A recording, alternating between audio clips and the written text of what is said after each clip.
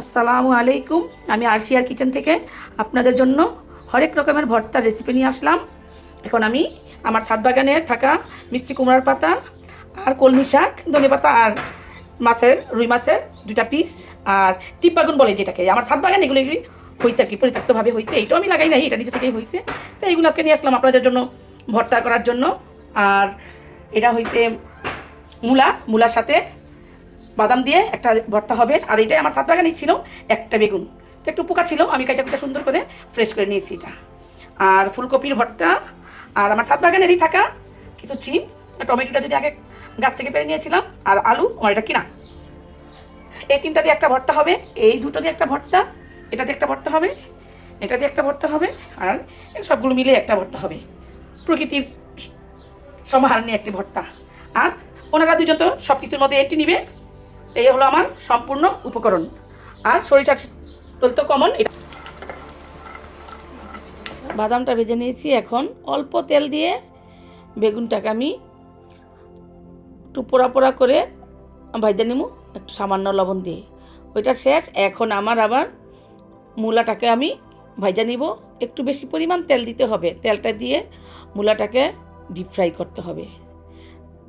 মূলা হয়ে গেছে। এখন আমার ফুলকপিটা আবার এরকমই একটু বেশি পরিমাণে তেল দিয়ে, তেলগুলো পরে আপনি ছেঁকে নেবেন ছাঁকনি দিয়ে, ওটা সমস্যা নাই।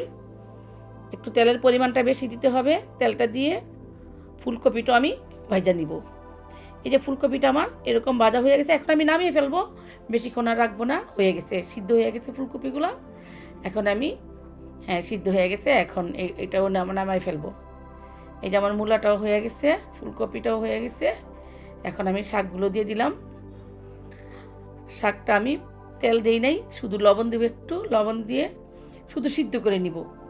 এখানে যে আপনাদেরকে আগে যে বলেছিলাম যেই শাকগুলো ছিল, ওগুলো দিয়ে আমি সিদ্ধ করে নিতেছি 5 মিনিট বা 7 মিনিট, যতটুকু লাগে।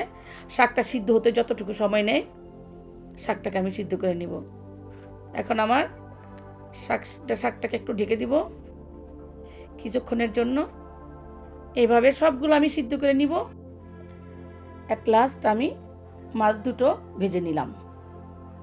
মাছ দুটো আমার ডিপ ফ্রাই হয়ে গেছে, এখন আমি নামিয়ে ফেলবো। আর সিদ্ধ করে রেখেছিলাম সিম, আলু, টমেটো, একটু পানি পানি ছিল ভাব, পানিটাকে আমি করে ফেলছি, শুকাই ফেললাম।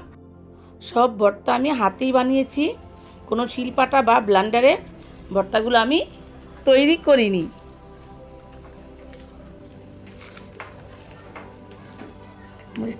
ঠিক আছে, সরষের তেল দিলাম একটু, তুলনামূলক একটু সরিষার তেল একটু বেশি দিতে হয়, মাছ আর শাকের ভর্তা তো। আমি মাছগুলো দিয়ে দিব, তার সাথে আমি দিয়ে দিব শাক। এই শাকগুলো আমি সিদ্ধ করে রেখেছিলাম, শুধু লবণ দিয়ে শাকটা সিদ্ধ হয়েছে, আর কিছুই না।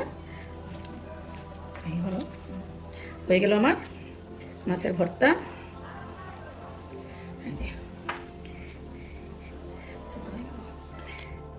এখন আমি বানাবো ফুলকপির ভর্তা।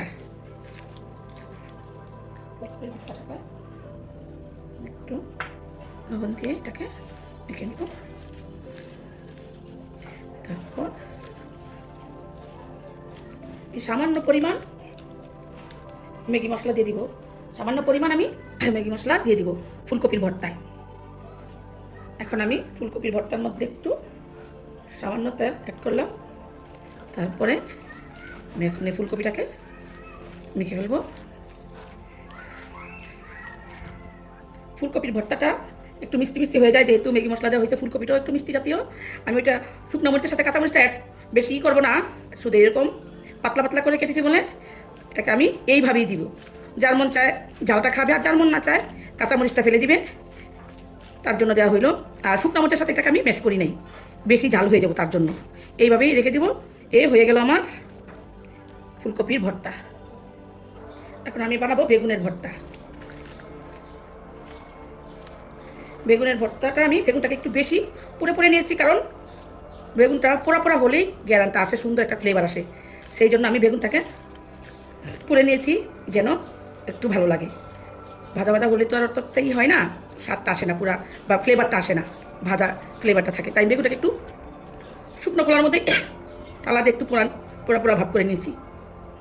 এই তো হয়ে গেল আমার বেগুন ভর্তা। বেগুনটাকে একটু বেশি পোড়া বলে একটু কালো কালো লাগে। আমি শুকনো তাওয়ার মধ্যে একটু পোড়া পোড়া করে নিয়েছিলাম বেগুনটাকে, যেন চুলায় পোড়া দিলে যে স্বাদটা আসে সেই স্বাদটা আসার জন্য আমি বেগুনটাকে এইভাবে নিয়েছিলাম। হয়ে গেল আমার বেগুনের ভর্তা। আলু, সিম আর টমেটো দিয়ে আলু, সিম, টমেটোর ভর্তা। কেন আমার লবণ সব কিছুর মধ্যে একটু একটু লবণ দেওয়া ছিল, তাই আমি একটু করে সাথে লবণ দিয়ে নিতেছি, কারণ অতিরিক্ত লবণ দিই নাই, যেটা আমার ভর্তার মধ্যে কভার হবে। তাই আমি আবার লবণ দিয়ে একটু মরিচ, ধনেপাতা, পেঁয়াজ এগুলি দিয়ে একটু চটকাই নিতেছি। এখানে আমি ধনেপাতা, মরিচ আর পেঁয়াজ দিয়ে একটু চটকিয়ে নিলাম। তারপর একটু তেল করব, পরিমাণ মতো তেল দিলাম। রসুনের সব ভর্তার মধ্যে একটু তেলটা বেশি হলে ভালো লাগে, বিশেষ করে আলুর ভর্তার মধ্যে একটু তেলটা, সিমের ভর্তার মধ্যে তেল বেশি হলে ভালো লাগে। তাই আমি সবগুলোকে একসাথে দিয়ে একটু চটকিয়ে নিতেছি। হয়ে গেল আমার সিম, আলু, টমেটো দিয়ে ভর্তা। এখন আমি বানাবো মূলার ভর্তা, এই বাদাম দিয়ে। সামান্য পরিমাণ আমি লবণ দিয়ে বরাবরের মতো একটু মরিচগুলোকে চটকিয়ে নিলাম। এখন আমি সামান্য পরিমাণ তেল দিয়ে দিব, সরিষার তেল। মূলাগুলোকে আমি একটু ডুবো তেলের মধ্যেই ভেজে নিয়েছিলাম। ফুলকপিটার মূলাটা আমি ডুবো তেলে ভেজেছিলাম। ফুলকপির ভর্তাটা তো আপনাদের দেখিয়ে দিলাম। এখন আমি মূলাটাকে দেখে দিই, যে মূলার ভর্তা। এই যে মূলাটাকে আমি একটু ডুবো তেলে ভেজে নিয়েছিলাম, আর বাদামটাকে আমি একটু ব্লেন্ডারে ক্রাশ করে নিয়েছি, বেশি একটু গুঁড়া করেছি। এই পরিমাণে আমি বাদাম দিব, আর দিব না। এখন আমি এই যে বাদামটাকে এইভাবে মিশিয়ে নেব। যদি কারো ভালো লাগে আরও দিতে পারেন, বাদামের ভর্তা তো শুধু শুধু বাদামের ভর্তা বানানো যায়। তো আমি এইভাবে একটু করে নিলাম, মন চাইলাম আর একটু অ্যাড করে নিলাম, যেন মূলার গন্ধটা না আসে। আর গন্ধটা আসবে না যেভাবে ভাজা হয়েছে। হয়ে গেল আমার বাদামের দিয়ে চটকে নিলাম। এখন আমার মূলার ভর্তা তৈরি করে নিলাম। হয়ে গেল আমার মূলার ভর্তা। অনেকেই বলতে পারেন যে মূলা দিয়ে বাদাম দিয়ে ভর্তাটা কেমন হবে, একটু খেয়ে দেখুন। খুবই টেস্টি এবং খুবই ভালো লাগে, খেয়ে দেখুন একটু। হয়ে গেল আমার বাদাম দিয়ে মূলার ভর্তা। এই নিন আমার 5 রকমের ভর্তা, আরশিয়ার উপহার।